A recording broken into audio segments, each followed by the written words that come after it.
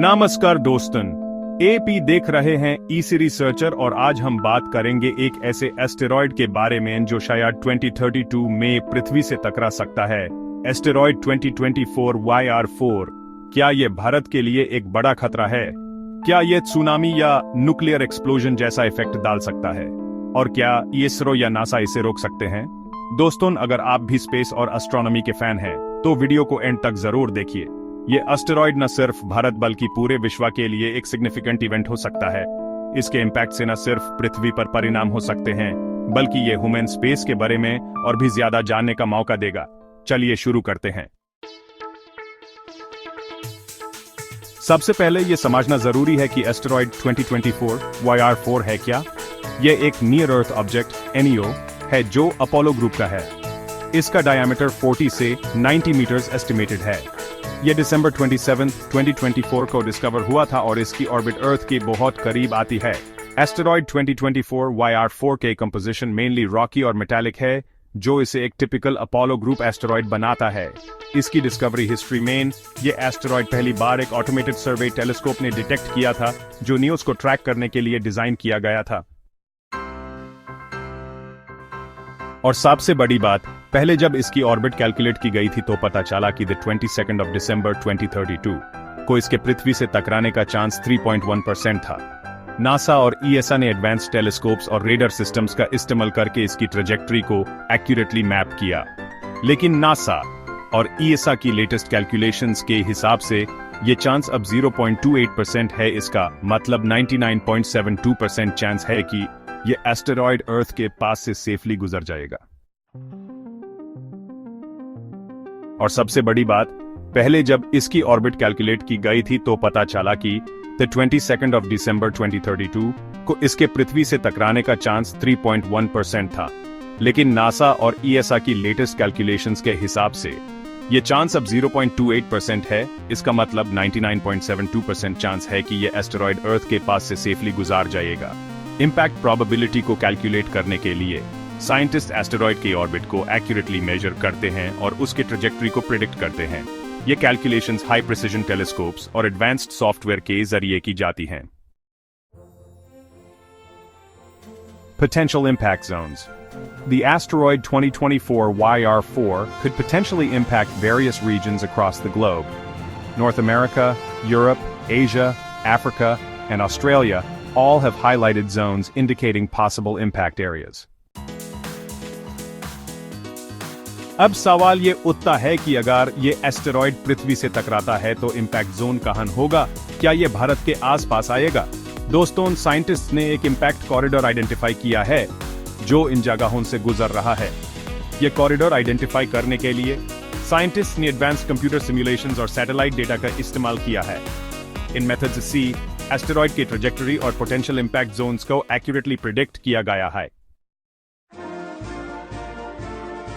South America, including Brazil, Venezuela, and Colombia. These regions are rich in biodiversity and natural resources. The Atlantic Ocean, a crucial route for global trade. Central Africa, covering countries like Congo, Chad, and Sudan, known for their vast mineral wealth and unique ecosystems.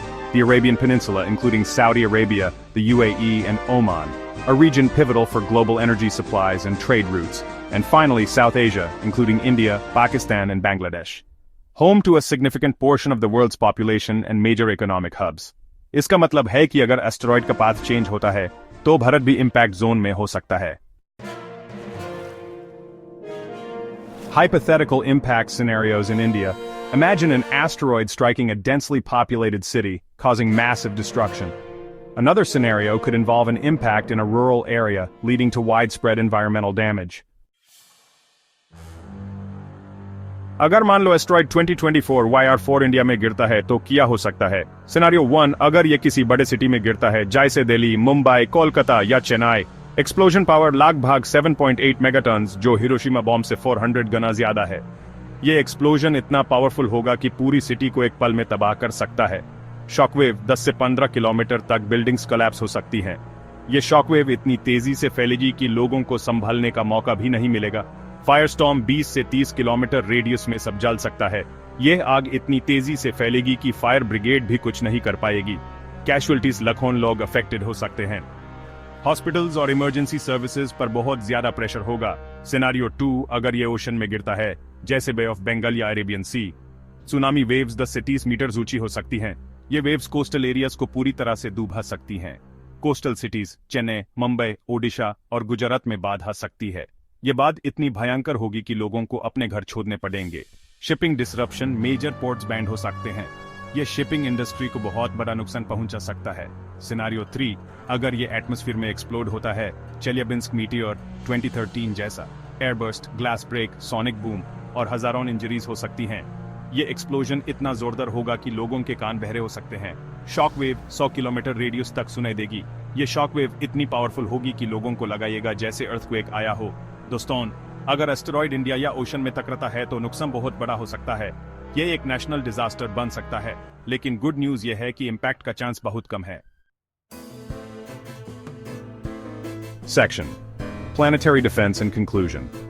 Duration: 3 minutes and 8 seconds to 3 minutes and 55 seconds. Give or take 5 seconds. Planetary defense mechanisms are crucial for protecting Earth from potential asteroid impacts. These include monitoring and tracking near-Earth objects, developing deflection techniques like kinetic impactors and gravity tractors, and international collaboration among space agencies. दोस्तों, अगर future में कोई asteroid अर्थ के लिए dangerous बन सकता है, तो क्या हम उसे रोक सकते हैं? ISRO's role in planetary defence NEO tracking programme, Indian space observatory. ISRO ने अपने NEO ट्रैकिंग प्रोग्राम के जरिए एस्टेरॉयड्स को मॉनिटर करने का काम शुरू किया है।